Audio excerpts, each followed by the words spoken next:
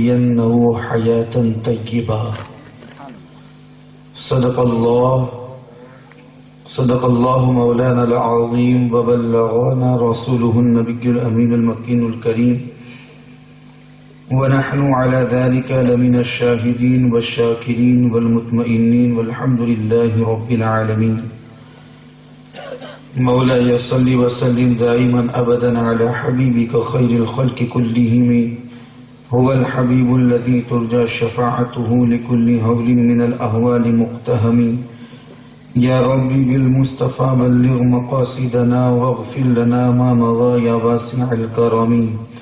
غوث اعظم بمنے بے سر و ساما مدد قبل ایدی مدد کعبہ ایما مدد سرورا شاہ کریمہ دستگیرہ اشرفا حرمت روح پیمبر یک نظر کن سو ایما.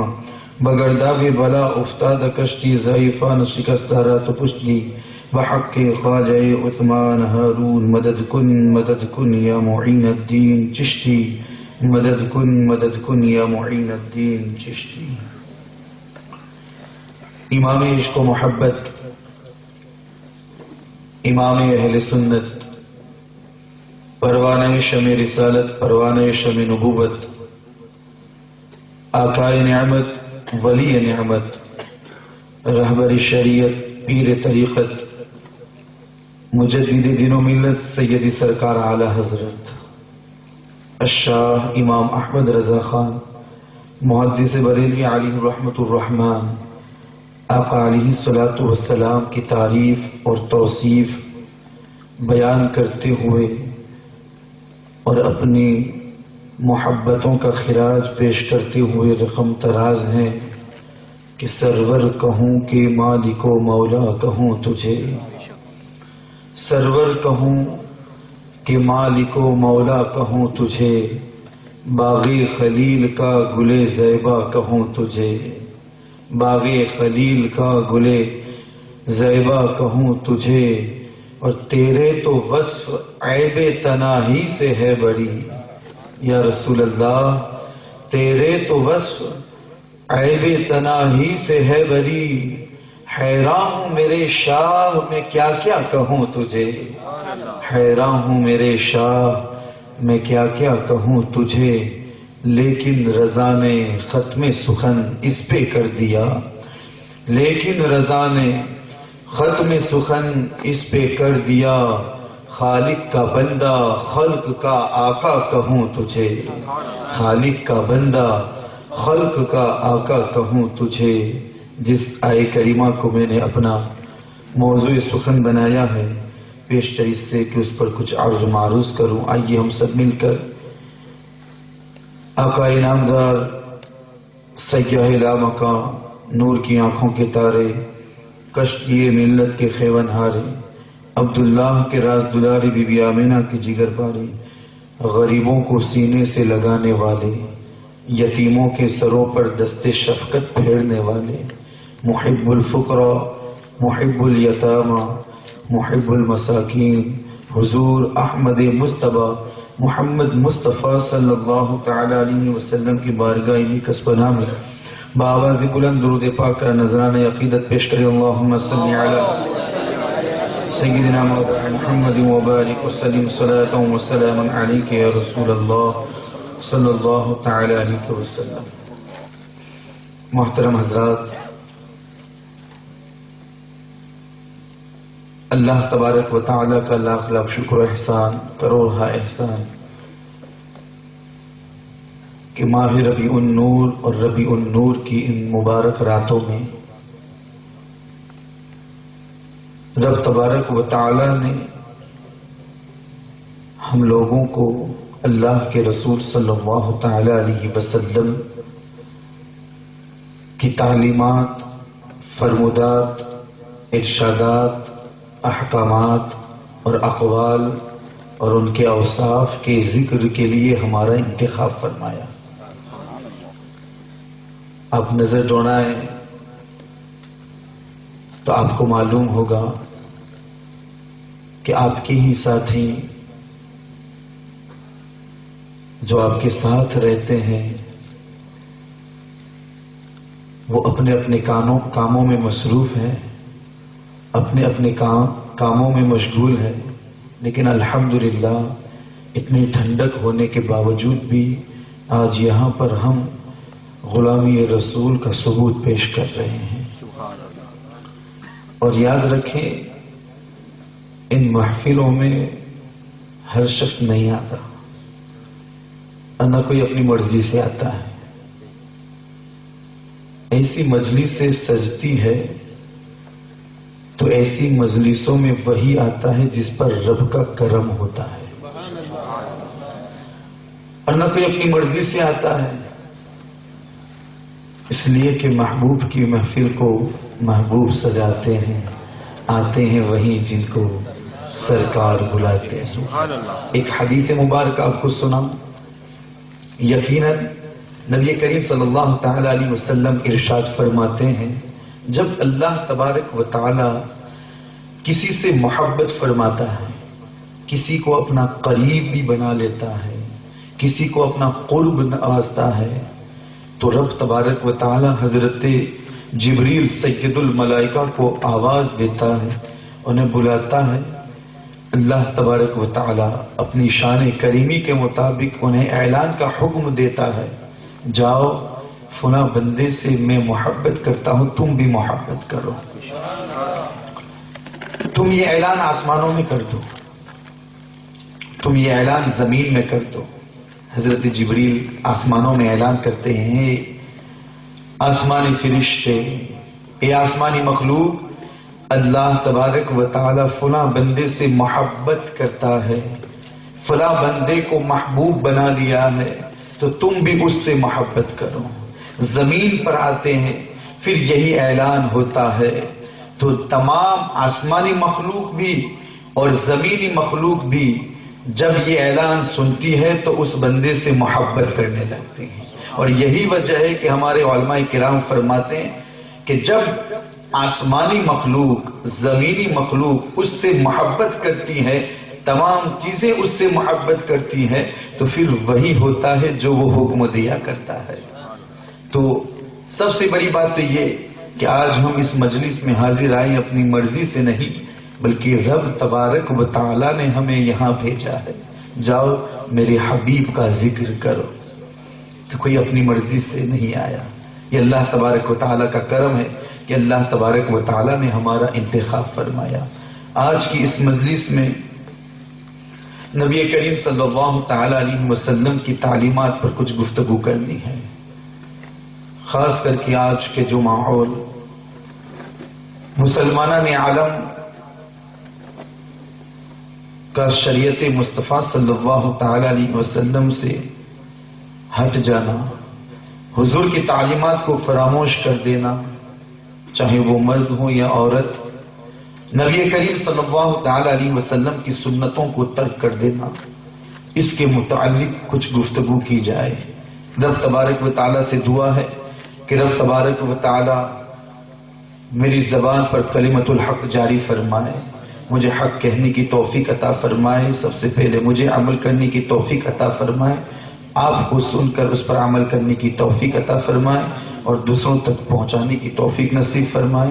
اللہ تبارک و تعالی ہماری اس مجلس کو قبول فرمائے اور ہمارے لیے ذریعہ نجات بنائے۔ اللہ تبارک و تعالی قرآن مجید والفرقان حمید میں ارشاد فرماتا ہے، من عمل صالحا من ذکر او انثى وهو مؤمن، کہ جس نے بھی، چاہے وہ مرد ہو یا عورت، نیک عمل کیے، اللہ تبارک و تعالی کے حکم کے مطابق اپنے قدم کو بڑھایا، اللہ تبارک و تعالی کے احکام پر عمل کرنے کے لیے اپنے آپ کو تیار کیا اور نیک عمل کیے، بشرطے کہ وہ مومن ہو، وہو مؤمن، تو اللہ تبارک و تعالی ارشاد فرماتا ہے فَلَنُحْيِيَنَّهُ حَيَاةً طَيِّبَةً، کہ پھر ہم اسے پاکیزہ زندگی عطا فرمائیں گے، ہم اسے پاکیزہ زندگی دیں گے، خوشگوار زندگی دیں گے۔ آج ہر شخص اپنے معاشرے کو لے کر، اپنے سماج کو لے کر، اپنے خاندانی الجھنوں کو لے کر پریشان ہے کہ یہ الجھنیں ختم ہو جائیں، آپسی زندگی کی جو تکلیفیں ہیں وہ دور ہو جائیں، جو مصیبتیں اس کو خاندانی طور پر پہنچتی ہیں وہ دور ہو جائیں، اس کی زندگی بہترین زندگی ہو، اس کی زندگی کامیاب والی زندگی ہو، اس کی زندگی ایک پاکیزہ زندگی ہو، بہترین طور پر اپنے ایام گزارے، لوگوں کے نزدیک بھی محبوب ہو جائیں، محمد الرسول اللہ کے نزدیک بھی وہ محبوب ہو جائیں، اور اللہ تبارک و تعالیٰ کے نزدیک بھی وہ محبوب ہو جائیں، محمد الرسول اللہ بھی راضی ہو جائیں، اللہ تبارک و تعالیٰ بھی راضی ہو جائے۔ یہ ہر ایک کی خواہش ہوتی ہے، لیکن یہ ہر ایک کی خواہش پوری نہیں ہوتی۔ کیوں نہیں ہوتی؟ اس سے آج کی اس گفتگو سے وہ بھی پتا چل جائے گا، لیکن یاد رکھیں ہر شخص یہ خواہش رکھتا ہے، اسے قرآن کی تلاوت کرنی چاہیے، اس کو قرآن پڑھنا چاہیے، کسی اور طرف اسے جانے کی ضرورت نہیں ہے۔ قرآن ہماری رہنمائی کے لیے ہے، قرآن ہماری رہنمائی کرتا ہے۔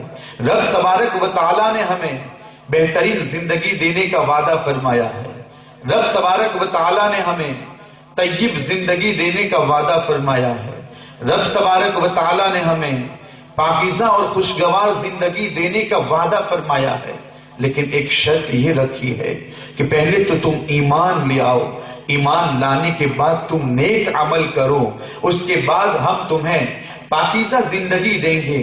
آئیے اسی آیت کریمہ کے حوالے سے کچھ گفتگو سنتے ہیں، ہو سکتا ہے اللہ تبارک و تعالی آج کی اس گفتگو سن کر ہماری زندگی کے اندر انقلاب پیدا فرما دے۔ اللہ تبارک و تعالی ارشاد فرماتا ہے میں تمہیں پاکیزہ زندگی دوں گا، لیکن شرط یہ ہے کہ تم مومن ہو، ایمان لے آؤ، کامل مومن ہو جاؤ، اور ایمان لے آنے کے بعد، مومن ہو جانے کے بعد تم نیک عمل کرو۔ ذکر اور انثی دونوں کے ساتھ وعدہ فرمایا گیا، صرف مرد یہ نہ سمجھیں یہ حکم ہمارے لیے ہے، بلکہ ساتھ ہی ساتھ عورتوں کو بھی اس میں شامل کیا گیا ہے۔ عورت بھی اگر نیک عمل کرتی ہے تو رب تبارک و تعالیٰ اسے بھی پاکیزہ زندگی عطا فرمائے گا۔ اس کی تفسیر اور اس کی گفتگو سنتے ہیں، انشاءاللہ اپنی گفتگو آگے بڑھتی جائے گی اور دل کے دریچے کھلتے چلے جائیں گے۔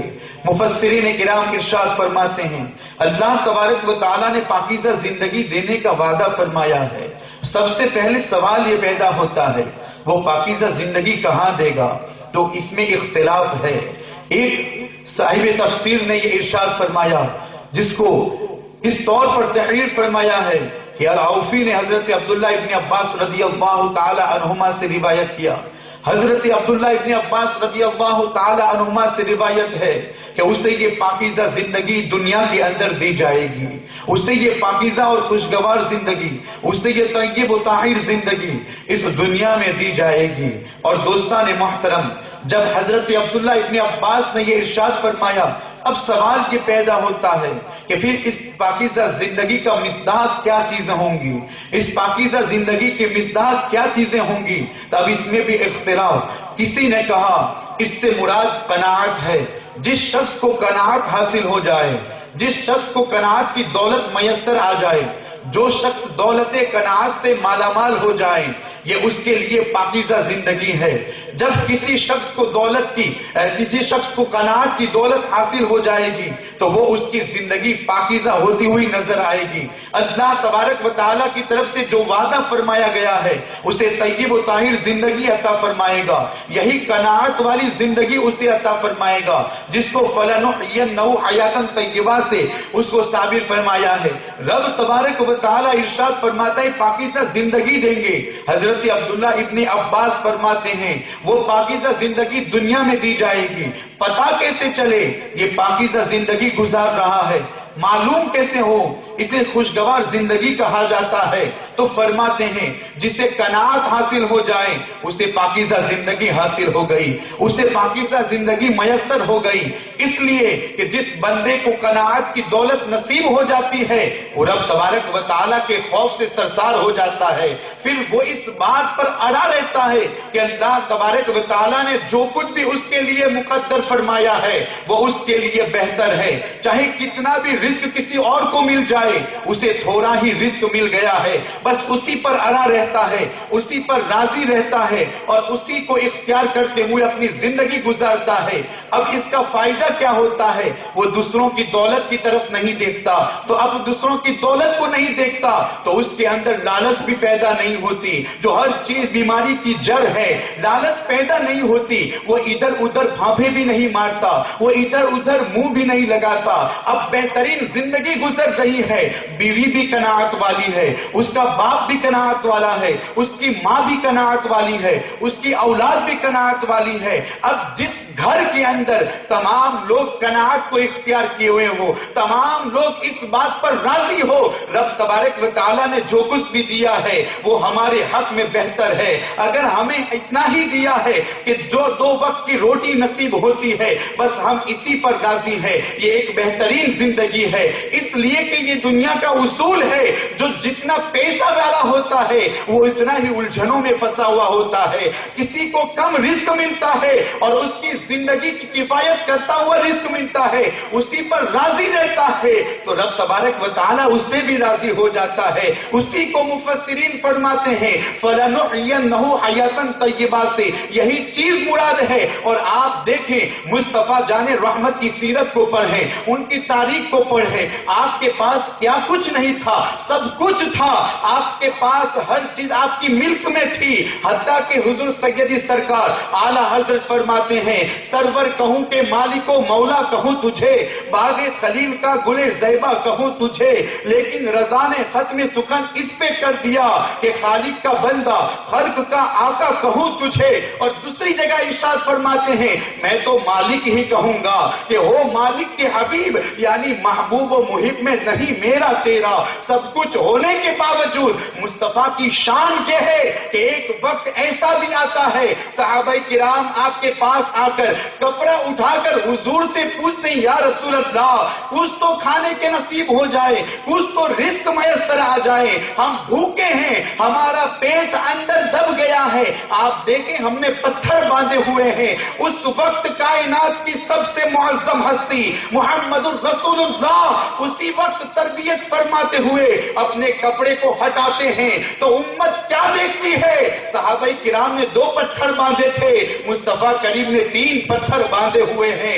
اسے کہتے ہیں قناعت۔ آقا علیہ الصلوۃ والسلام کی یہ تعلیم تھی قناعت اختیار کرو۔ اور سب سے بڑی بات تو یہ ہے جو بندہ دنیا کے اندر اللہ تبارک و تعالیٰ کے تھوڑے سے دیے پر راضی ہوتا ہے، شکایتیں نہیں کرتا مولا اتنا کم کیوں دیا، مولا اس کو اتنا زیادہ کیوں دیا، مولا میرے یہاں تو فاقہ کشی ہو رہی ہے، مولا میرے پاس تو 2 ویلر بھی نہیں ہے، مولا میرے پاس تو کار بھی نہیں ہے، مولا میرے پاس تو سائیکلیں بھی نہیں ہے، اس کے پاس تو اچھا سا موبائل بھی ہے، سب کچھ اس کے پاس موجود ہے، وہ شکایت نہیں کرتا۔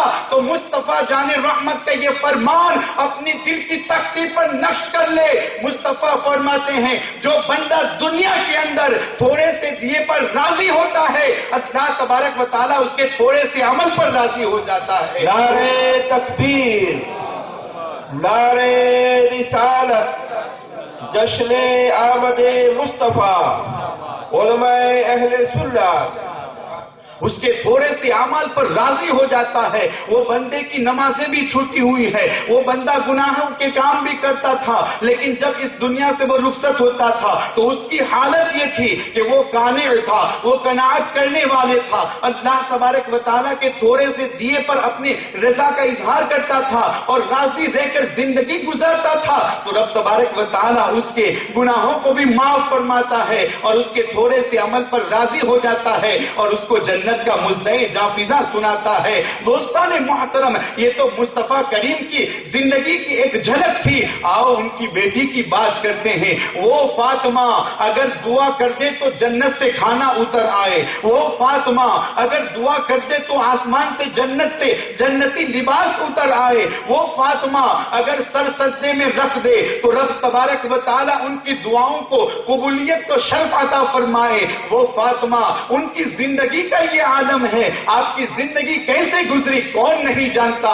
ہر سال یہ بیانات ہوتے ہیں مصطفیٰ جان رحمت کی بیٹی شہزادی اسلام کی زندگی گزارنے کا طریقہ کیا تھا۔ کیا انہوں نے اپنے ہاتھ سے چکی نہیں پیسی؟ کیا انہوں نے بھوک کا سامنا نہیں کیا؟ کیا انہوں نے فاقے سے اپنی زندگی گزاری نہیں ہے؟ کیا کبھی انہوں نے رب کی بارگاہ میں شکایت کی؟ آقا علیہ الصلوۃ والسلام کی اس بیٹی کے یہاں، نبی کریم صلی اللہ تعالی علیہ وسلم کی اس شہزادی کے یہاں کئی دن تک اور کئی روز تک چولہا نہیں جلتا تھا، یہاں تک کہ آپ فاقے سے زندگی گزارا کرتی تھی۔ اسے کہتے ہیں فَلَنُحْيِيَنَّهُ حَيَاتًا طَيِّبَةً، جو رب تبارک و تعالیٰ کی طرف سے ایک بہترین نعمت ہے۔ لیکن آج بندے کی الٹی حالت ہے، اس کی کیفیت یہ ہے بندہ تھوڑے سے راضی نہیں ہوتا۔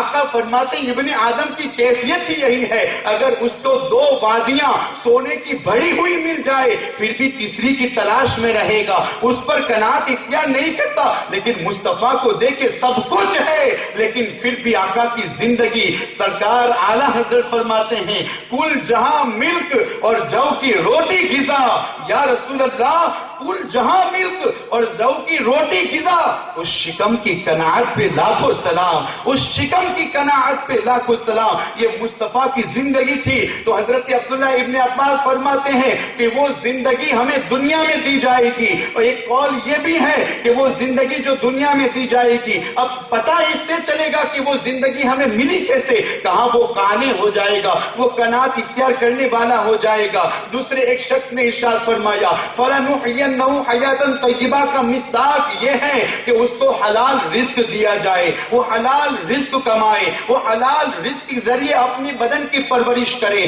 وہ حلال رزق کے ذریعے اپنی اولاد کی پرورش کرے، وہ حلال رزق کے ذریعے اپنے گھر والوں کی پرورش کرے۔ ارے والدین کے سامنے جو تحفہ پیش کرے وہ بھی حلال رزق کا ہو، حلال کمایا ہوا ہو، نہ ادھر ادھر مار کر کسی سے چھین کر حرام کے ذریعے اس کو لایا ہوا ہو، اس کو رزق حلال دیا گیا ہو۔ یہی فَلَنُحْيِيَنَّهُ حَيَاتًا طَيِّبَةً ہے، یہی پاکیزہ زندگی ہے، یہی خوشگوار زندگی ہے جو بندے کو حلال رزق مل جاتا ہے، اس لیے کہ بندے کی دعاؤں کی قبولیت کا مدار یہی رزق حلال ہے۔ بندہ جب دعا کرتا ہے رب قدیر کی بارگاہ میں تو رب تبارک و تعالی حدیث قدسی میں ایک جگہ ارشاد فرماتا ہے محبوب یہ بندے انہیں دیکھے تو صحیح، یہ میری بارگاہ میں مالک مالک کرتے ہیں، رب رب کرتے ہیں، اللہ اللہ کرتے ہیں، دعائیں کرتے ہیں، میں ان کی دعاؤں کو کیسے قبول کروں؟ اس لیے کہ ان کا کھانا حرام، ان کا پہننا حرام، ان کا چالنا حرام کاموں کی طرف،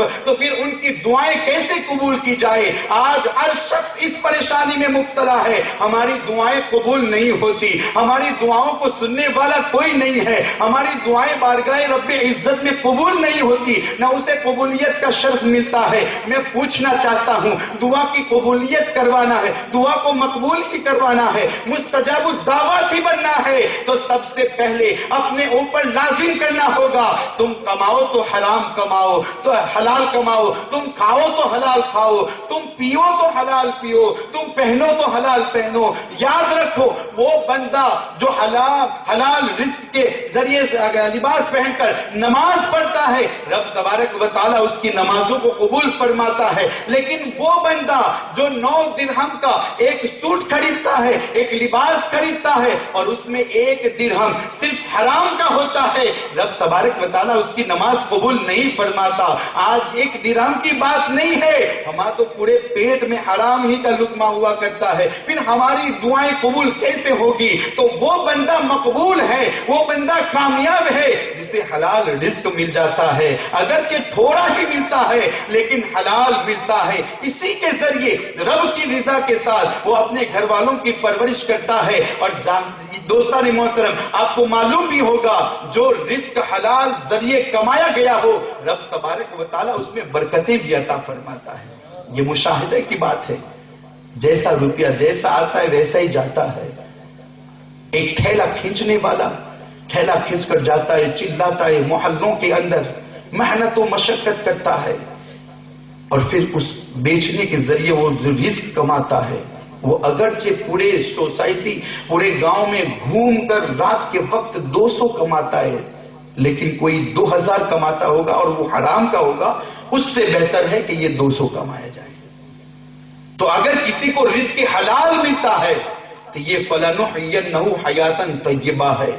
کسی نے کہا اس سے مراد اطاعت ہے.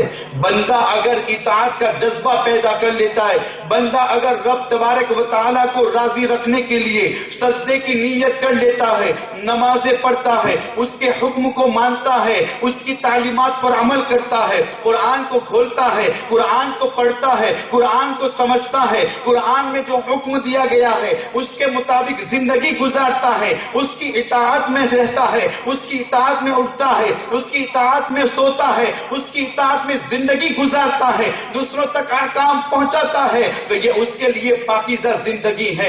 دوستان محترم، یہ مختلف اقوال ہیں جو آپ کے سامنے پیش کر دیے گئے. اب یہاں پر میں آپ کو یہ بتانا چاہتا ہوں یہ تمام چیزیں مقبول ہوں گی. نیک اعمال بھی مقبول ہوں گے، جو کچھ بھی تسبیحات پڑھی ہوں گی، جو کچھ بھی نیک عمل کیے ہوں گے، جن پر نیک کام کا اطلاق ہوتا ہے، وہ تمام نیک اعمال کب قبول ہوں گے؟ اللہ تعالیٰ فرماتا ہے وَهُوَ مُؤْمِن، وہ مومن ہو، وہ ایماندار ہو، وہ کامل ایمان والا ہو، تو رب تبارک و تعالیٰ یہ تمام چیزیں قبول فرمائے گا. معلوم کیا ہوا کہ ایمان یہ اللہ تبارک و تعالیٰ کی طرف سے سب سے بڑی نعمت ہے. ایمان سب سے بڑی نعمت ہے. آپ زندگی کا مطالعہ کریں لوگوں کی، جو کافر ہیں اور جو مومن ہیں، ان کی زندگی کا تقابلی جائزہ لیں، ان کی زندگی کو دیکھیں. ایک مومن کی زندگی ہے، ایک کافر کی زندگی ہے. مومن کی زندگی اس طرح سے گزرتی ہے، رب تبارک و تعالیٰ کی بارگاہ میں اس کا یہ اعتقاد ہوتا ہے کہ جو کچھ بھی ملا ہے یہ رب تبارک و تعالیٰ کی طرف سے ملا ہے. میرے رزق کی دور یہ رب تبارک و تعالیٰ کے ہاتھ میں ہے، اسی کے قبضے میں ہے، اسی کی قدرت میں، اسی کے اختیار میں ہے. وہ بندے کو جب چاہے جتنا دے. وہ ان اللَّهَ يَرْزُقُ مَن يَشَاءُ بِغَيْرِ حساب ہے.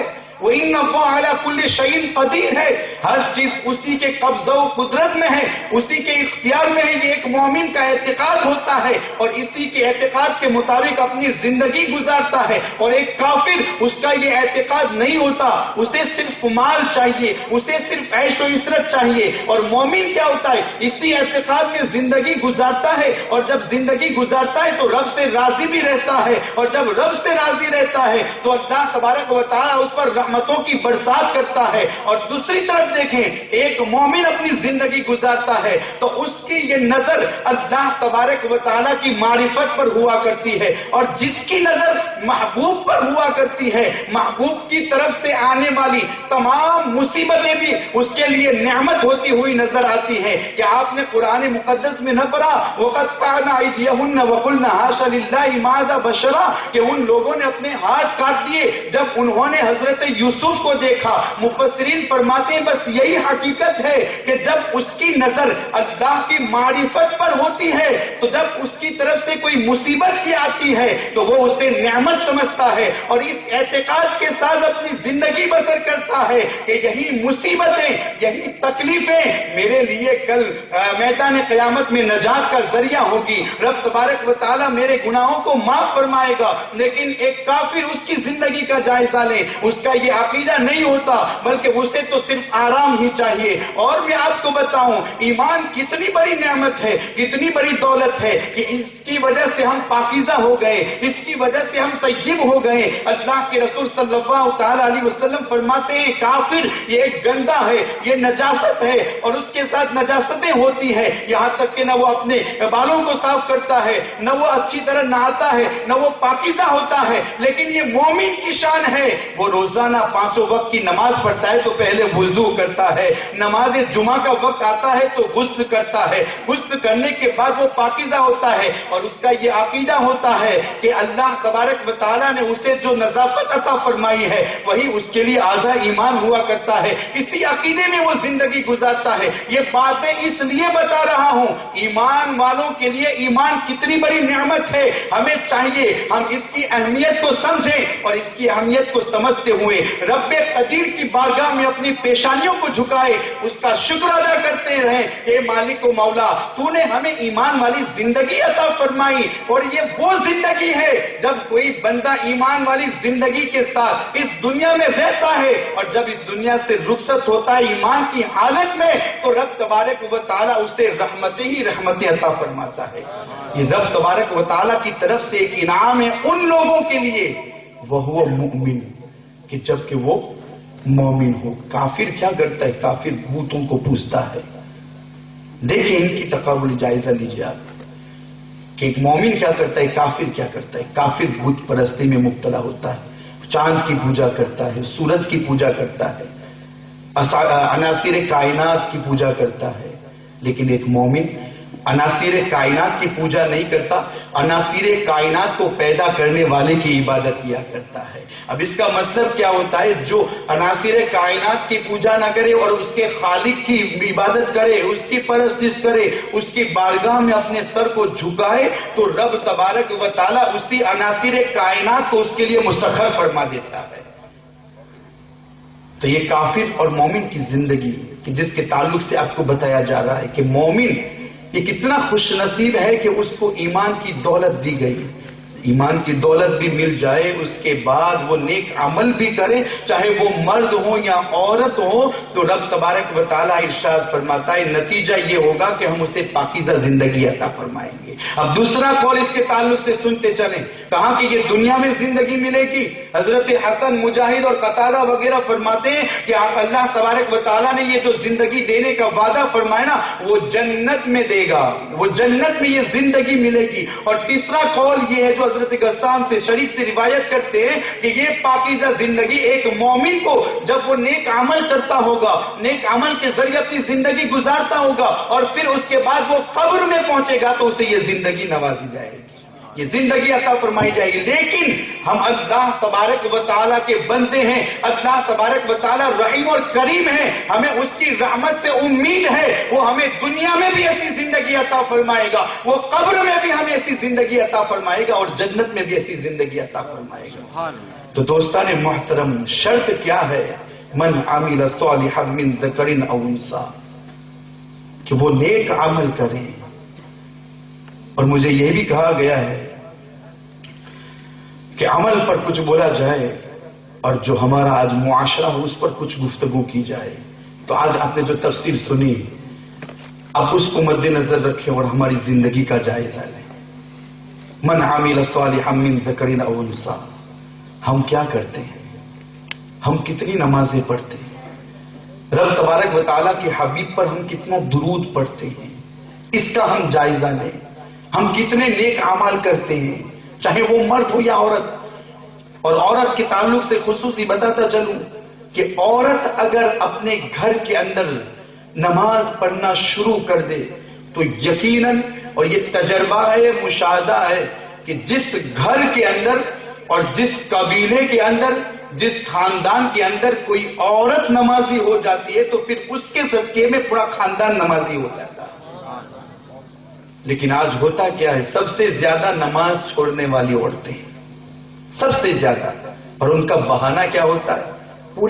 پورا دین کام کرنا پڑتا ہے۔ شوہر کو دیکھو، ان کے والدین کو دیکھو، اپنی اولاد کو بھی دیکھنا ہے، ہمیں اپنا بھی تو کام کرنا ہے، سب کچھ کرنا ہے۔ میں پوچھنا چاہتا ہوں، ہاں تم سب کچھ کرتی ہو، شوہر کا بھی خیال رکھتی ہو، تم اس کے والدین کا بھی خیال رکھتی ہو، اپنی اولاد کا بھی خیال رکھتی ہو، لیکن کبھی سوچو تو صحیح کہ یہی زندگی حضرت فاطمہ کو بھی تو دی گئی تھی۔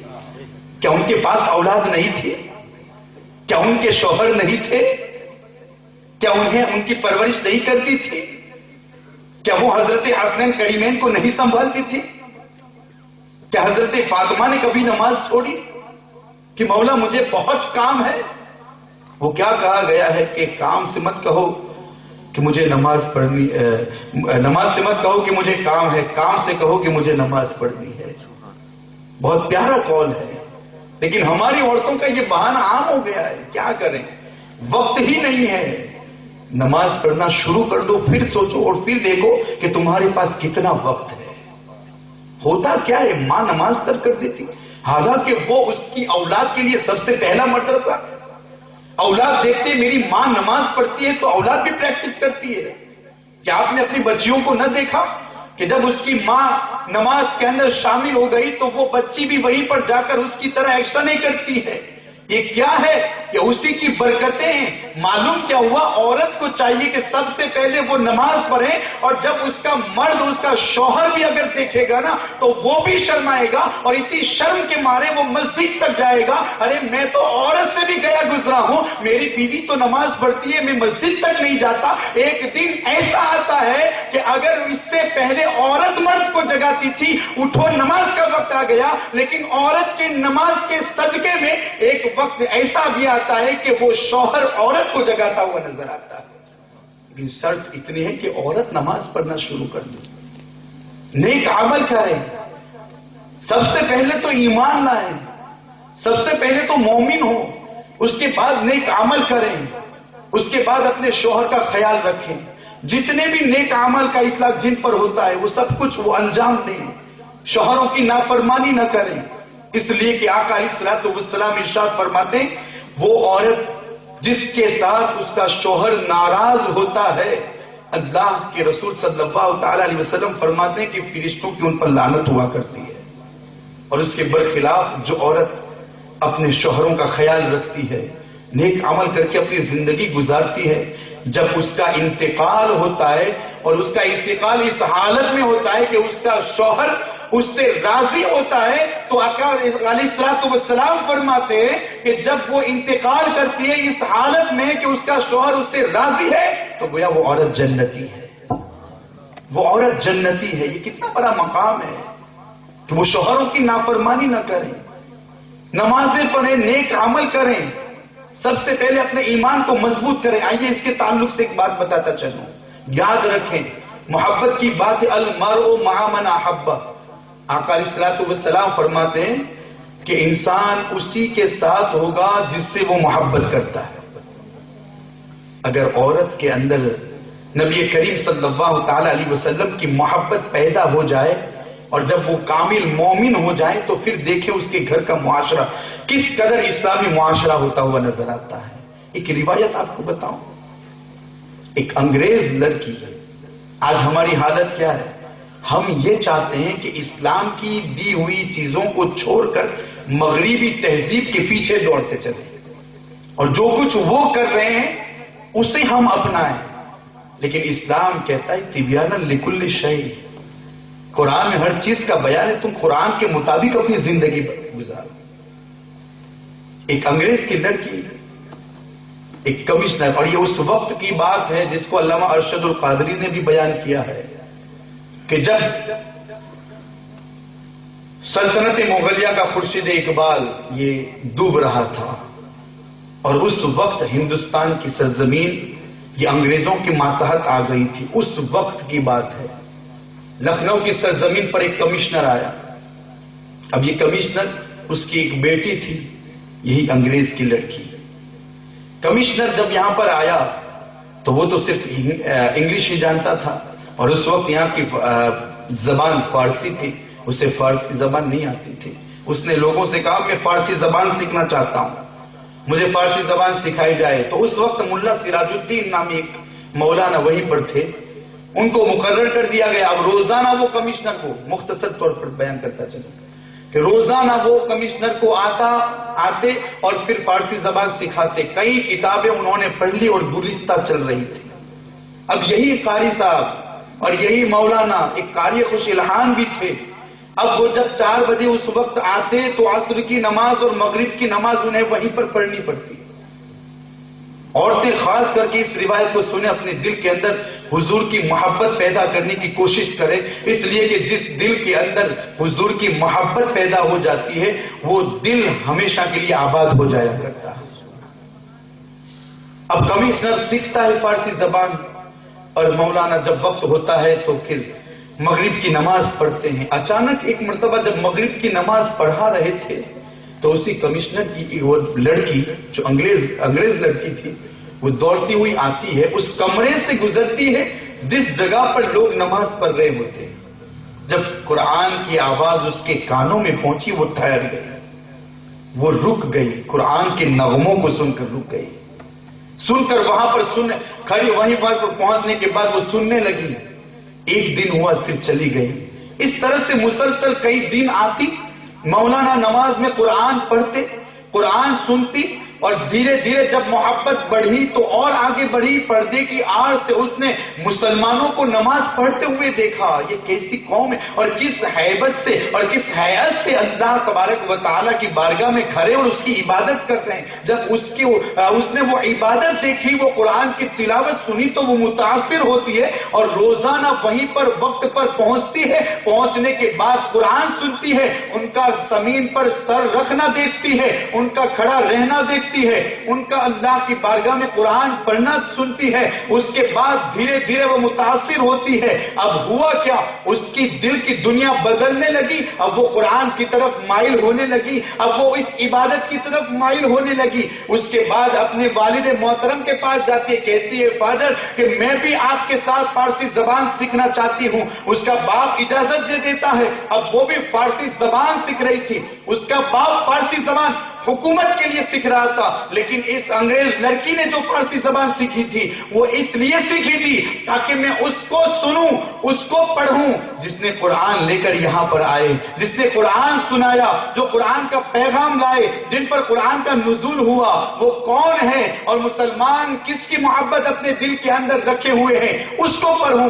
فارسی زبان پر اسے دسترس حاصل ہو جاتا ہے۔ اب ہوتا کیا ہے، اب وہی مولانا اسے بھی سکھاتے ہیں۔ کئی دن گزرے تو اس نے اپنی نوکرانی سے کہا مولانا کو میرے کمرے میں بلایا جائے۔ مولانا جب کمرے میں جاتے ہیں تو ایک درخواست پیش کرتی ہے، مجھے آپ کے جو پیغمبر ہے محمد الرسول اللہ جنہیں کہا جاتا ہے، مجھے ان کی سیرت کی کتابیں چاہیے، ان کی سیرت مجھے پڑھنی ہے۔ ذرا دیکھیں تو صحیح وہ کتنی متاثر تھی۔ مولانا وہ کتابیں دے دیتے ہیں اور پڑھتے محبت سے وہ کتاب کے اوراق کو الٹتی ہے اور مصطفیٰ کی 63 سالہ زندگی کو پڑھتی ہے۔ ایک وقت وہ آتا ہے، وہ مولانا کو بلاتی ہے، مولانا اندر آتے تو کہتی ہے کہ مجھے بھی دامن اسلام سے وابستہ کر لو، اس لیے کہ میں نے مصطفیٰ کی زندگی کو پڑھا ہے، ان کی سیرت کو پڑھا ہے۔ ارے ان کے پیغام کا یہ عالم ہے تو پھر اس دین کا عالم کیا ہوگا جس دین کو لے کر وہ آئے ہیں۔ مسلمان صرف اس لیے ان سے محبت نہیں کرتے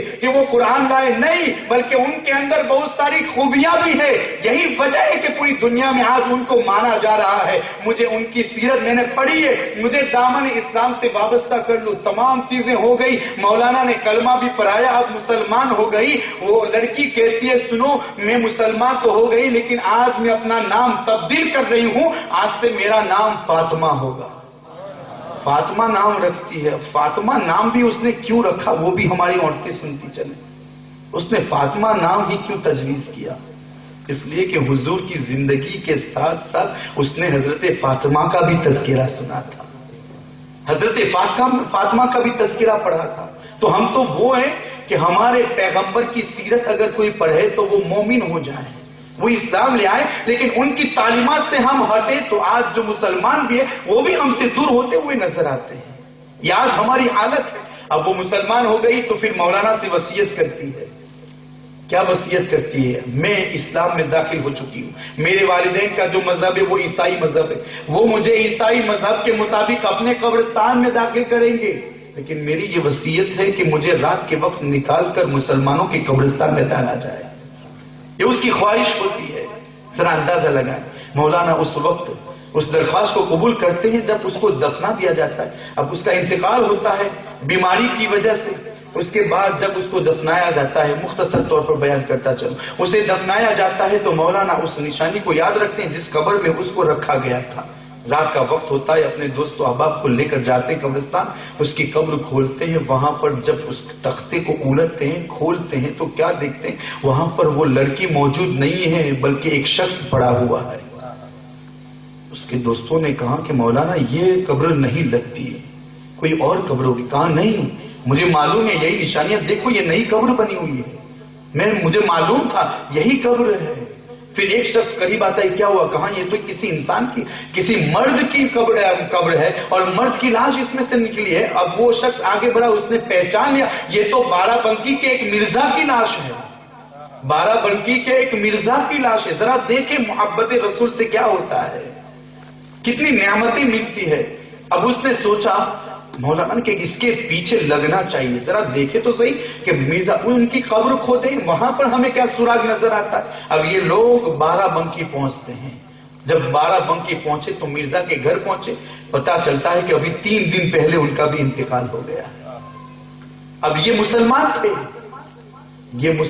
تھے, لیکن ان کی زندگی کیسی تھی وہ لڑکی بتائے گی.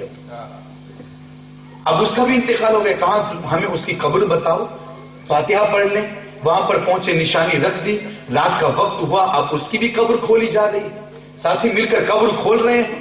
اب اس کی قبر کھولی گئی, اس کے کفن کو ہٹایا گیا تو وہاں پر اس کی لاش نہیں تھی, وہاں پر ایک عربی آدمی کی لاش پڑی ہوئی تھی. اب معاملہ اور مشتبہ ہو گیا. لڑکی کی قبر میں مرزا کی لاش اور مرزا کی قبر میں ایک عربی آدمی کی لاش, معاملہ کیا ہے؟ وہ جلدی سے قبر کو بند کرتے وہاں سے چلے آتے ہیں.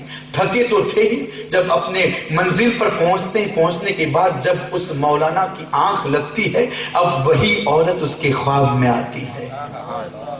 اس کو علامہ ارشد القادری نے بھی بیان فرمایا ہے, پاکستان کے مفتی محمد امین نے بھی بیان فرمایا ہے, اور علامہ فیض احمد اویسی نے بھی اس روایت کو بیان فرمایا ہے. 3 بڑے بڑے علماء کرام نے اسے بیان فرمائے. آخر اس کے پیچھے راز کیا ہے, اب ملاحظہ فرمائیں. مولانا نے پوچھا, ہم نے تیری وصیت کے مطابق تیری قبر کھودی لیکن تو اس میں نظر نہ آئے, آخر معاملہ کیا ہے؟ تیری جگہ وہ مرزا نظر آیا اور مرزا کی قبر کھودی تو کوئی عربی شخص نظر آیا, یہ معاملہ کیا ہے؟ اب تو ہی بتا سکتی ہے. وہ لڑکی کہتی ہے کہ میرے دل کے اندر ایک خواہش پیدا ہوئی تھی کہ مجھے اسی نبی کی بارگاہ میں دفنایا جائے جس سے میں محبت کر کے ایمان لائی. یہ میری خواہش تھی, اس لیے کہ ان کی سچی محبت میرے دل کے اندر پیدا ہو گئی تھی. اب دیکھیں, جس عورت کے اندر سچی محبت پیدا ہو جاتی ہے تو پھر اس کی حالت کیسے بدل جاتی ہے. وہ تو عیسائی تھی. مولانا پوچھتے, ٹھیک ہے تمہاری قبر کے اندر تمہاری لاش نظر نہ آئی, اب تم کہاں ہو؟ کہاں کہ مجھے تو جنت البقیع میں دفنایا گیا, مجھے جنت البقیع میں دفنایا گیا. اس لیے کہ میری یہ خواہش تھی, مجھے اس سے محبت تھی کہ میں حضور ہی کے شہر میں جنت البقیع میں میرا دفن مجھے دفنایا جائے. میری یہ خواہش تھی. اب یہی میرا کام رب تبارک و تعالیٰ نے کر دیا کہ اس نے مجھ پر رحمتیں فرمائی اور میری لاش کو اٹھا کر جنت البقیع میں پہنچا دیا. اب پھر پوچھتے ہیں, ذرا بتا تو صحیح کہ وہ عربی آدمی مرزا کی قبر میں کیسے ملا؟ کہا سنو, مرزا جو میری قبر کے اندر ملا وہ اگرچہ مسلمان تھا لیکن اس کی جو زندگی گزر رہی تھی وہ مسلمانوں والی نہیں تھی بلکہ عیسائی مذہب کے ماننے والوں کے مطابق تھی. تو اللہ تبارک و تعالیٰ نے اس کے لیے عذاب عطا فرمایا, جا تو عیسائیوں کے کاموں سے محبت کرتا تھا تو ان کے قبرستان میں جا, میری یہ بنتی میرے نبی کے شہر سے محبت کرتی ہے, میں اس کو اس کے شہر میں بھیج دیتا ہوں. تو حضور کی زندگی پڑھ کر ان سے محبت کی جاتی ہے اور ان سے محبت کرنے کے بعد اپنی زندگی کو سنوارا جاتا ہے. عورتیں سب سے پہلے اپنے دل کے اندر حضور کی محبت پیدا کریں, اس کے بعد نمازوں کی پابندی کرے اور نمازوں کی پابندی, اور ان کے لیے سب سے پہلے یہ لازمی اور ضروری ہے کہ وہ پردہ کرے. بے پردگی عام ہے, پھر بھی ہمارا شکوہ ہے کہ مسلمان عورتیں محفوظ نہیں ہیں. وہ کیسے محفوظ ہوں گی؟ وہ کیسے محفوظ ہوں گی؟ جس مذہب نے ان کو یہ حکم دیا ہو کہ تمہارا اصل گھر تمہارا گھر ہے, تمہیں باہر نہیں نکلنا ہے, ہمیں اگر نکلنا بھی ہے مجبوراً تو پردے میں نکلنا ہے. لیکن آج ہماری کیفیت کیا ہے؟ اسی پر کچھ گفتگو کرتا چلوں. ہماری کیفیت کیا ہے؟ آج ہماری شادی کا موقع ہو یا میت کا موقع ہو, ہماری بے پردگی عام رہتی ہے. اور دراصل اس بات میں ہمارے معاشرے اور ہمارے رسوم اور ہماری جو رواج ہے نا, اس کا سب سے زیادہ دخل ہے. ہم نے رواجوں کو عام کر دیا، یہاں تک کہ ہم نے اس کو جائز ناجائز تک پہنچا دیا۔ یہ رواج جو ہماری طرف سے بنے ہوئے تھے، ہم نے سنتوں کو ترک کر دیا، حضور کی تعلیمات کو ترک کر دیا، حضور کی محبت کو اپنے سینے سے نکال دیا، اور ہم نے اپنی شادیوں کے اندر، اپنی گھریلو زندگی کے اندر رواجوں کو اور عروج عطا کیا، اور رواج اس قدر عام ہو گئے کہ آج اسی رواج کے مطابق اگر ہم عمل کریں تو ہمیں گناہ کرنا پڑے، لیکن پھر بھی ہمیں شرم تک نہیں آتی۔ اور یہی نہیں، ہم اسے اچھا سمجھ کر گناہ کرتے، اچھا سمجھتے، ایسا تو ہونا ہی چاہیے۔ مثلا ایک دو باتیں بتاؤں، ہمارے یہاں شادی ہوتی ہے، اس میں دلہے کو ہلدی لگائی جاتی ہے۔ اب ہمارے یہاں ہو سکتا ہے آپ کے گاؤں میں ہو یا نہ ہو، ہمارے یہاں تو ہے، میرے گاؤں کی بات کر رہا ہوں کہ وہاں پر ہلدی لگائی جائے تو کون لگاتی ہے؟ میں نے کہا کہ ہلدی لگانی ہے تو کوئی محرم عورت لگائے، اس کی خالہ لگائے، اس کی چچی لگائے، اس کی بہن لگائے۔ کہا نہیں، کیسی باتیں کر رہے ہیں، ایسا ہرگز نہیں ہو سکتا۔ لوگ کیا کہیں گے، کیا کہیں گے لوگ؟ کہا ایسا نہیں ہو سکتا، ہمارے یہاں رواج ہے، بھابیاں لگائیں گی، وہی لگائیں گی ہلدی۔ تم کہاں سے چچی اس کی بات کر رہے ہو؟ بھابیاں لگائیں گی ہلدی۔ اب ہوتا کیا ہے؟ وہی بھابھی، اور رواج یہ ہوتا ہے کہ سب سے پہلے بڑی بھابھی جاتی ہے، اس کو ہلدی لگاتی ہے، اس کے بدن کو چھوتی ہے، اس کے گالوں کو چھوتی ہے۔ حالانکہ مصطفیٰ کا فرمان یہ ہے کہ تمہیں تمہارے شوہر کے علاوہ کوئی مس نہ کرے، کوئی مس نہ کرے۔ اور ہماری شادیوں میں آج تو دیکھا جاتا ہے، اس سے پہلے یہ رواج تھا کہ لوگ شکر دینے کے لیے جاتے تھے، جہاں بھی شادی کا تاریخ نزدیک آتی تھی وہاں پر شکر دینے کے لیے جاتے تھے۔ اس وقت کیا ہوتا تھا؟ ایک دو عورتیں مل کر چلی گئی، ٹھیک ہے، حالانکہ پردے میں جانا یہی ان کے لیے حکم ہے، وہ پردے میں جائیں، لیکن ہوتا کیا ہے؟ دو تین عورتیں ساتھ میں مل کر جاتی ہیں، اور اب جب یہ رواج بڑھا تو اب ڈھولک کے ساتھ جاتی ہے، ڈھولک کے ساتھ جاتی ہے۔ میں نے کئی جگہوں پر دیکھا، میں نے اپنی سوسائٹی کی دوسری سوسائٹی میں بھی دیکھا، میں سوچا کہ یہ کیا ہے، ابھی ڈھولک بج رہا ہے تو دیکھا کہ پیچھے عورتیں شکر لے کر جا رہی ہیں، اور پوچھا گیا یہ کیا ہو رہا ہے؟ کہاں آج اب یہ ماحول ہوا ہے کہ ڈھولک لے کر جائیں اور جس کے یہاں شادی اس کو مبارکبادی پیش کریں۔ کہا خدا را رحم کرو، تمہارے پاس ڈھولک لانے کے پیسے ہیں، کسی غریب کے پاس یہ بھی نہیں ہوگا۔ تم اپنی خواہش کے مطابق زندگی گزارتے ہوئے کسی غریب کی طرف دیکھنا پسند تک نہیں کرتے، تم ڈھولک کے ساتھ اس کو مبارکباد دینے جاتے ہو۔ ذرا سوچو تو صحیح، جب تمہارا رب تم سے ناراض ہوگا تو وہ تمہارا استقبال کیسے کرے گا؟ تمہارے ساتھ کیا برتاؤ کیا جائے گا؟ تمہیں کس عذاب میں گرفتار کیا جائے گا؟ حالانکہ عورت اگر اپنے گھر سے بے پردہ نکلتی ہے، مصطفیٰ جان رحمت فرماتے کہ شیطان اس کو جھانکتے ہیں، شیطان اس کو جھانکتے ہیں۔ اور یہی نہیں، جب بغیر شوہر کی اجازت کے نکلتی ہے تو اللہ کی بھی لعنت ہوتی ہے، فرشتوں کی بھی لعنت ہوتی ہے اس عورت پر۔ لیکن اجازت کہاں لی جاتی ہے؟ یہ ہوں کے والوں سے۔ یہ ہمارا ماحول ہے، جو دیکھا جاتا ہے وہی بیان کر رہا ہوں۔ حالانکہ ہونا یہ چاہیے کہ شوہر ہی کی اجازت سے اپنے تمام کام انجام دے، اور شوہر سے بھی گزارش کر رہا ہوں کہ وہ اپنی عورتوں کا خیال رکھے۔ آئیے میں آپ کو بتاؤں حضرت عمر ام کلثوم کا کتنا خیال رکھتے تھے، حضرت علی فاطمہ کا کتنا خیال رکھتے تھے، حتیٰ کہ حضرت علی نے کہا جاؤ آپ کے بابا جان یہ غلام دے رہے ہیں تو تم بھی غلام لے آؤ تاکہ تمہیں بھی کاموں میں آسانی مل جائے۔ حضرت عمر کی بارگاہ میں ایک شخص آیا، کس لیے آیا تھا؟ اپنی بیوی کی شکایت لے کر آیا تھا، تاکہ ان سے کہوں، تاکہ وہ اس کو سمجھائے۔ ہر گھر ایسا ہے، ان کو سمجھائے۔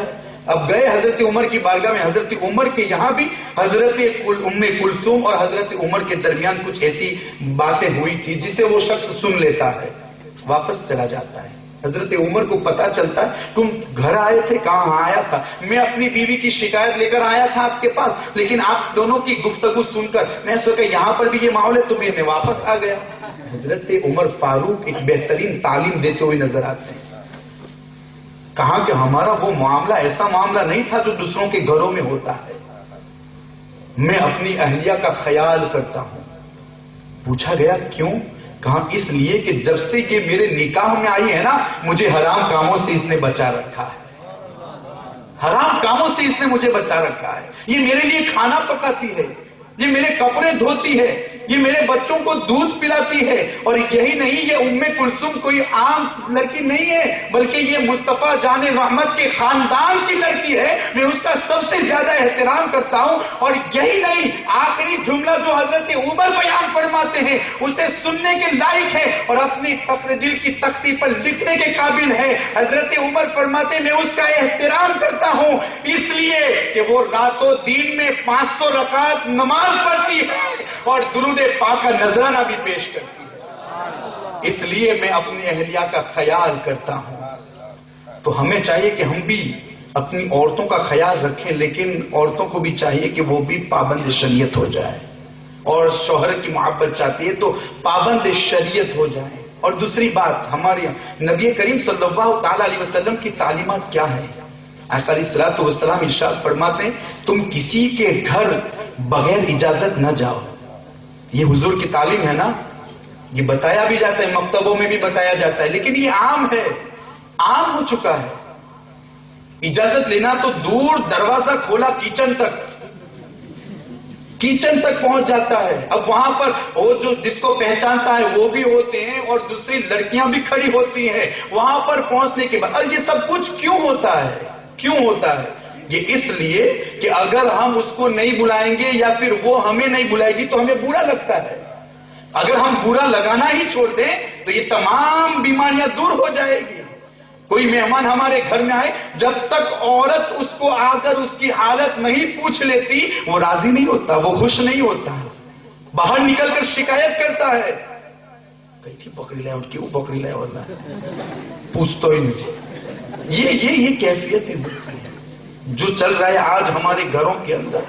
وہ بتا رہا ہوں کہ اس نے مجھے پوچھا تک نہیں, چائے کا نہیں پوچھا, نہ اس کا پوچھا تم کیسے ہو. جب تک وہ عورت, یو پی کا یہ ماحول ہے کہ وہاں پر جو مکان, ہم بڑے بڑے مکانات بنا بیٹھے لیکن ہم نے شریعت کی پرواہ نہ کی. یو پی کے مکان آپ دیکھیں, ایک مکان, ایک کمرہ مہمانوں کے لیے مخصوص, نہ کوئی آنے والا عورت کو دیکھ سکتا ہے نہ عورت اس آنے والے کو دیکھ سکتی ہے. لیکن ہمارے یہاں تو دروازہ کھولے تو تمام کمرے نظر آتے ہیں. حالانکہ یہ مصطفیٰ کی تعلیم نہیں ہے. مصطفیٰ کی تعلیم تو یہ ہے کہ آقا علیہ الصلوۃ والسلام نے فرمایا کسی کے گھر جاؤ تو دروازہ کھٹکھٹاؤ, دروازہ کھٹکھٹاؤ, 1 مرتبہ کھٹکھٹاؤ. اگر آواز آئے, اندر آنے کی اجازت ملے تو جاؤ, یا پھر دوسری مرتبہ کھٹکھٹاؤ. اگر آواز نہیں آتی ہے تو تیسری مرتبہ کھٹکھٹاؤ, چوتھی مرتبہ نہ کھٹکھٹاؤ, واپس چلے آؤ.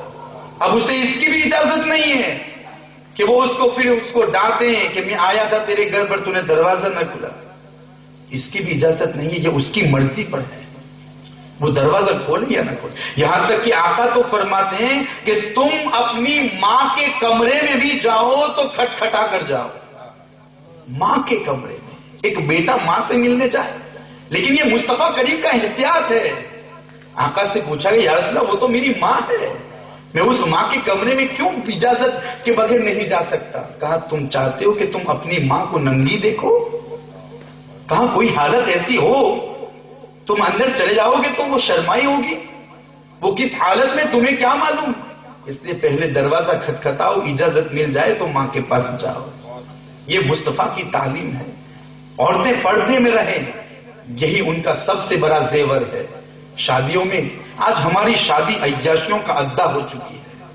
حالانکہ نکاح کی جو رسم ہے نا, ہم کہتے ہیں یہ سنت مصطفیٰ صلی اللہ تعالی علیہ وسلم ہے, سنت مصطفیٰ صلی اللہ تعالی علیہ وسلم ہے. ہونا کیا چاہیے, مرد حضرات آئیں اور نکاح کا جو پیغام وغیرہ جو رسم ہے وہ ادا ہو جائے. لیکن آج کل ہم بھی تو جاتے نا نکاح کا خطبہ پڑھنے, نکاح پڑھا رہے ہیں. مرد سے زیادہ عورتیں ہوتی ہیں. جس اسٹیج پر مجھے نکاح کا خطبہ پڑھنا ہوتا ہے اور جو کچھ بولنا ہوتا ہے نا, تو وہاں مخاطب مرد نہیں ہوتے, عورتیں ہوتی ہیں, سب سے زیادہ عورتیں. اب ان سے مخاطب ہو کر کچھ کہا جائے کہ مردوں کو کچھ کہا جائے, یہ آج ہمارا رواج ہے. ان رواجوں کو ختم کرنا چاہیے, ان رواجوں کو بند کرنا چاہیے. اگر بند کیا جاتا ہے تو پھر ہمیں برا بھی نہیں لگنا چاہیے, اس لیے کہ کسی کو برا لگے تو ٹھیک ہے, سب سے پہلے شریعت کو دیکھا جائے گا, مصطفیٰ کی باتوں کو دیکھا جائے گا, نبی کریم صلی اللہ تعالی علیہ وسلم کے فرمان کو دیکھا جائے گا. اس لیے عورتوں سے خصوصی گزارش کہ سب سے پہلے اپنا ایمان مضبوط کریں. ایمان مضبوط کرنے کے بعد نماز کی پابندی کریں, نیک عمل کریں, شوہر کی ناشکری نہ کریں. پوری زندگی کھلاتا ہے لیکن پھر بھی اگر کوئی کام بگڑتا ہے تو نے میرے لیے کیا ہی کیا. ایسے جملے نہ بکیں. اس شوہر ہی سے پوچھے اسے کتنی تکلیف ہوتی ہے. پوری زندگی تمہارے لیے محنت کرتا ہے, کماتا ہے, لیکن پھر بھی جب رات کو آتا ہے تھکا ہوا, پھر بھی ٹوٹو میں چلتی رہتی ہے. ہونا تو یہ چاہیے کہ وہ آ کر اس کی آؤ بھگت کریں اور اس کو اچھی طریقے سے سلائیں تاکہ اس کی تھکن دور ہو جائے. یہ تو بیچارہ تھکا ہوا آتا ہے اور ایسا ماحول دیکھاتا ہے تو اور ڈبل تھکن ہو جاتی ہے. یہ ماحول ہو چکا ہے. تو خصوصی گزارش یہی کہ عورتوں کی کہ وہ پابندی شریعت کی پابندی کریں, نمازوں کی پابندی کریں, اور ہماری شادیوں میں جتنے بھی غلط رسومات ہیں وہ اس کو ختم کرنے کی کوشش کریں. آج ہمارا ماحول بالکل ابتر ہو چکا ہے, بدتر ہو چکا ہے. اسلامی ماحول, ایک روایت آپ کے سامنے پیش کر کے رخصت ہونا چاہتا ہوں. دیکھیں, ہماری تنہائی, ہماری خلوت کسی عورت کے ساتھ ہوتی تھی نا, وہ اسلام لانے کا ذریعہ بنتی تھی. لیکن آج تو اسلام سے لوگ دور ہو رہے ہیں. ملک شام کے وہ 3 بھائی جس کو سیدی سرکار اعلی حضرت نے بھی بیان فرمایا ہے, امام جلال الدین سیوطی نے بھی اس روایت کو بیان کیا ہے. وہ 3 مجاہد تھے. وہ عیسائی کے بادشاہ کے پاس گرفتار کر کے لائے جاتے ہیں, قید کر کے لائے جاتے ہیں. قید کرنے کے بعد وہ بادشاہ انہیں مخاطب کرتا ہے. بادشاہ کی یہ خواہش تھی کہ میں ان سے اپنے دین پر لے آؤں. تینوں بھائیوں کو کھڑا کیا جاتا ہے اور ان سے کہا جاتا ہے تم اپنے مذہب سے پھر جاؤ, اسلام سے پھر جاؤ اور عیسائیت کو قبول کر لو. ہم تمہیں اپنی بیٹیاں بھی دے دیں گے اور اپنی ملکیت بھی تمہیں عطا کر دیں گے. لیکن وہ تینوں بھائی, وہ تو مذہب اسلام کے پکے تھے. کہاں جان چلی جائے لیکن ایمان نہ جائے. ہم اسلام سے پھرنے والے نہیں ہیں, ہم مذہب اسلام کا دامن چھوڑنے والے نہیں ہیں. بادشاہ کہتا ہے تمہیں اسلام چھوڑنا ہوگا, عیسائیت کو قبول کرنی پڑے گی, اور اگر قبول نہیں کرتے ہو تو پھر مرنے کے لیے تیار ہو جاؤ. کہتے ہیں کہ سر کٹا سکتے ہیں لیکن اسلام کا دامن نہیں چھوڑ سکتے. بادشاہ حکم دیتا ہے 3 دیگے لائے جائیں اور پھر اس میں تیل گرم کیا جائے. تیل گرم کیا جائے. اب جب تیل گرم ہوتا ہے اس کو حکم ملتا ہے کہ بھائی, اس جلاد کو حکم ملتا ہے کہ اس کو بڑے بھائی کو تیل میں ڈال دیا جاتا ہے. دونوں بھائی دیکھتے ہیں پھر بھی ذرہ برابر خراش نہیں آتی, ذرہ برابر خراش نہیں. اب بادشاہ کہتا ہے تم دونوں اسلام کو ترک کر دو. کہاں, یہ تو ایک بھائی گوایا ہے, 1000 ہوتے اس کو بھی گوا دیتے, لیکن مذہبی اسلام کو کبھی نہیں چھوڑیں گے. اب دوسرے بھائی کو بھی اسی تیل میں ڈال دیا جاتا ہے. اب چھوٹا بچتا ہے.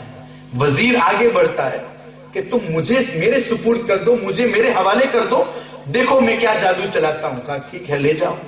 اس نوجوان کو وہ وزیر لے جاتا ہے. بادشاہ پوچھتا ہے تم اس کو کیسے اپنے دل سے ہٹاؤ گے؟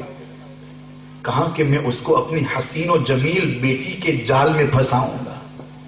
اور یہ ہوا ہے نا, جب بھی اسلام کو کمزور کرنے کی کوشش کی گئی ہے تو اسی حربے کو اپنایا گیا ہے.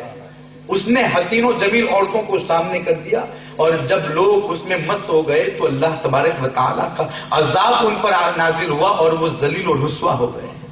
بنی اسرائیل میں بھی یہی واقعہ پیش آیا تھا. تو اب وہ بھائی اس کو گرفتار کر کے وزیر کے پاس پہنچا دیا گیا. اب رات کا وقت تھا, تنہائی تھی, ایک کمرے میں موجود تھا. اسی کمرے میں اس نے اپنی حسین و جمیل بیٹی کو بھی بھیج دیا, جاؤ کسی بھی طریقے سے اس کو اسلام سے دور کر دو اور مذہب عیسائی پر اس کو قائم کر دو. بیٹی اندر جاتی ہے, وہ شخص وہیں پر وضو کر کے نماز میں لگ جاتا ہے, نماز پڑھنا شروع کر دیتا ہے. بیٹی انتظار کرتی ہے 1-2 رکعت, 2 رکعت, 4 رکعت, ابھی تک میری طرف دیکھے گا. اس لیے کہ وہ لڑکی بہت خوبصورت تھی, گلی کے لونڈے اس کے پیچھے پڑے رہتے تھے. اب وہ اسی خواہش میں تھی کہ یہ بھی میرے پیچھے پڑے گا, لیکن وہ عورت پوری رات وہیں پر بیٹھ کر انتظار کرتی ہے. وہ فجر تک نماز ادا کرتا رہتا ہے اور نماز ادا کرتے کرتے پوری رات گزر جاتی ہے. بیٹی واپس آتی ہے, وزیر باہر انتظار کرتا ہے, بیٹی کیا ہوا, کہاں آج اس کی عبادت کی رات تھی اس لیے اس نے میری طرف دیکھا تک نہیں اور اس نماز میں وہ مشغول رہا, اسی نماز کو ادا کرتا رہا. اب مجھے اور موقع دو, میں اس کو ضرور اپنے چنگل میں پھنساؤں گی اور اس کو مذہبی اسلام سے ہٹا کر اپنے مذہب پر داخل کر دوں گی, اپنے مذہب پر برقرار کر دوں گی. اب دوسری رات بھی آتی ہے, روایت میں آتا ہے 1 نہیں 2 نہیں 40 راتیں گزر جاتی ہیں, لیکن وہ نوجوان اس لڑکی کی طرف دیکھنے کے لیے گوارا نہیں کرتا. 40 راتیں. اور آج تو ہماری کیفیت یہ ہو گئی کہ کوئی نہیں دیکھتا تو اس کو متوجہ کرایا جاتا ہے کہ میری طرف دیکھو تو صحیح. آج یہ کیفیت ہے. 40 راتیں گزرتی ہے. اب وہ لڑکی مجبور ہو جاتی اور مجبور ہو کر پوچھتی ہے, اے نوجوان ذرا بتا تو صحیح, تیرے دل میں کس کی محبت ہے اور تو نے کسے دیکھ رکھا ہے کہ میری طرف تو دیکھنا گوارا تک نہیں کرتا اور زحمت تک نہیں اٹھاتا. وہ نوجوان کہتا ہے کہ میری اس آنکھوں میں نور محمدی جلوہ گر ہے, اس کی محبت میرے دل میں جلوہ گر ہے, اور جس ذات کی محبت اور محمد رسول اللہ کی محبت جب سے اس دل کے اندر پیدا ہو چکی ہے اور ان آنکھوں نے ان کے جلووں کو دیکھا ہے, کسی اور کی طرف دیکھنا پسند نہیں کرتی. یہ ہے ہماری خلوتیں. اب ہوا کیا, نتیجہ کیا نکلا؟ وہ عورت کہتی ہے مجھے بھی دامن اسلام سے وابستہ کر دو. ہماری حالت یہ ہے کہ ہمارے اس کردار سے دوسری عورتیں یا پھر جو بھی دوسرے مسلمان ہیں وہ دور ہوتے ہیں, غیر تو دور ہوتے ہی ہیں.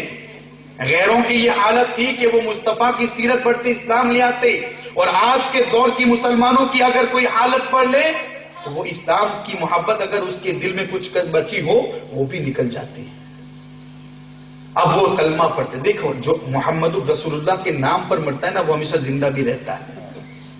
اب وہ دین اسلام کی محبت پر مرے تھے. اب یہ دونوں وہاں سے بھاگتے ہیں, اسلام لے آتی ہے وہ بچی, وہ لڑکی وہاں سے بھاگتے ہیں. جب بھاگ کر وہاں سے دور ہٹتے ہیں تو پیچھے سے گھوڑوں کی تاپوں کی آواز آتی ہے. اور یہ روایت اپنی طرف سے نہیں بلکہ خود سیدی سرکار اعلی حضرت نے بھی بیان فرمائی ہے, اور امام جلال الدین سیوطی نے بھی بیان فرمائی ہے کہ جب اس نے گھوڑوں کی تاپوں کی آواز سنی تو اس نے سوچا کہ میرے باپ نے ہمارے پیچھے گھوڑے دوڑائے ہوں گے. تو وہ اب اس نوجوان سے کہتے ہم پکڑے جائیں گے. کہاں پکڑے نہیں جائیں گے, ہم جائیں گے, ہمارا محافظ ہماری حفاظت کرنے والا رب کائنات ہے, وہ ہماری حفاظت فرمائے گا. تھوڑی دور پہنچے تو وہ گھوڑوں کی تاپوں کی آواز زیادہ آنے لگی. جب انہوں نے پیچھے مڑ کر دیکھا وہ بادشاہ کے آدمی نہیں تھے بلکہ وہی اس کے 2 بھائی تھے جو اس کے سامنے انتقال کر گئے تھے. اس کے 2 بھائی تھے جو انتقال کر گئے تھے. تو مصطفیٰ جان رحمت کے دیوانوں, آقا علیہ الصلوۃ والسلام کی محبت میں جو مرتا ہے نا وہ ہمیشہ کے لیے زندہ ہو جاتا ہے. تو ان کی محبت پیدا کریں, اور ان کی محبت اگر ہمارے دل کے اندر پیدا کرے تو اس کی علامتیں کیا ہوگی؟ اس کی علامتیں یہ ہیں کہ سب سے زیادہ ان پر درود پڑھا جائے, نمازیں پڑھی جائے, ان کی تعلیم کو اپنایا جائے, ان کے احکامات پر عمل کیا جائے. اسی میں ہماری سب سے بڑی کامیابی ہے. تو دوستان محترم, خاص خیال رکھیں, شریعت کی پابندی کریں. چاہے ہماری جان پر آ جائیں کبھی جھوٹ نہ بولیں, ہماری جان پر آ جائیں وعدہ خلافی نہ کریں, اس لیے کہ اسلام نے بہت تاکید کی ہے کوئی شخص وعدہ خلافی نہ کرے. ہمیں چاہیے کہ ہم نمازوں کی پابندی کریں. نماز وہ اہم الفرائض کہ جس کے تعلق سے خود مصطفیٰ جان رحمت فرماتے ہیں جب کوئی شخص نماز میں کھڑا ہوتا ہے تو اس کے تمام گناہ اس کے کندھے پر آتے ہیں, جب سجدے میں جاتا ہے تو تمام گناہ جڑ جاتے ہیں. لیکن آج اسی سے سب سے زیادہ دور ہوتے ہوئے نظر آتے ہیں. ہمیں چاہیے کہ ہم مرد حضرات بھی نمازوں کی پابندی کریں, عورتیں وہ بھی نمازوں کی پابندی کریں, پردے کا اہتمام کریں. شادیوں کے اندر جو بن سنور کر نکلتی ہے اور لوگوں کی نگاہوں کا مرکز بنی ہوئی ہوتی ہے وہ اس سے بچنے کی کوشش کریں, اس لیے کہ یہ اسلام کی تعلیم نہیں ہے, یہ مغربی تہذیب کی تعلیم ہے. اسلام کی تعلیم تو یہ ہے کہ اگر تمہیں نکلنا ہے تو تم پردے میں رہ کر نکلو. اور جاتے جاتے یہ بھی بتاتا چلوں, پردہ یہ عورتوں کی زینت تھا, لیکن آج اسی پردے کے ذریعے گناہ ہوتے ہوئے نظر آتے. اسلام نے پردے کا حکم دیا اس لیے کہ گناہ سے بچا جائے, لیکن آج اگر کوئی پردہ, اللہ ماشاءاللہ سب کی بات نہیں, لیکن اگر آج دیکھا جائے تو پردہ بھی اس لیے کیا جاتا ہے تاکہ کوئی ہمیں پہچان نہ لے. کوئی ہمیں دیکھ نہ لے. یہ پردہ اس لیے نہیں، کاش ہماری قوم کی وہ بیٹیاں یہ سمجھ جاتی کہ مصطفیٰ کی تعلیم کیا ہے اور پردے میں حکمت کیا ہے، فائدے کیا ہے، تو اور وہ اپنی اس نیت سے پردہ کرتی. اس لیے نہیں کہ نہ کہ لوگوں کی نگاہوں سے بچ جاؤ، تم لوگوں کی نگاہوں سے تو بچ جاؤ گے، اللہ تبارک و تعالیٰ کی نگاہوں سے کبھی بھی نہیں بچو گے. اللہ تعالیٰ ہر جگہ دیکھنے والا ہے، ہر جگہ دیکھنے والا ہے. تم اس سے نہیں بچ سکتی. تم لوگوں کی نگاہ اپنے والدین سے بھی بچ سکتی ہو، اپنے گھر والوں، اپنے خاندان والوں سے بھی بچ سکتی ہو. اللہ تبارک و تعالیٰ سب کچھ دیکھتا ہے. تو ہمیں چاہیے اس پردے کو اگر ہم اپناتے تو اس نیت سے اپنائیں تاکہ ہم گناہوں سے باز رہیں، کسی غیر محرم کی نظر ہم پر نہ پڑیں. لیکن ہماری کیفیت کیا ہے؟ اللہ اکبر. شادیوں میں جائیں یا نہ جائیں، آج سب سے بڑا یہ مسئلہ ہو جاتا ہے عورتوں کی بے پردگی کی بنا پر. تو اسے ہمیں دور کرنا چاہیے، ان غلط رسومات کو دور کرنا چاہیے اور ہمارے دلوں کے اندر حضور کی محبت اور مصطفیٰ جان رحمت کی تعلیم کا شوق اور ذوق اور جذبہ ہونا چاہیے. استغفر اللہ ربی من کل ذنب واتوب الیہ وما علینا الا البلاغ.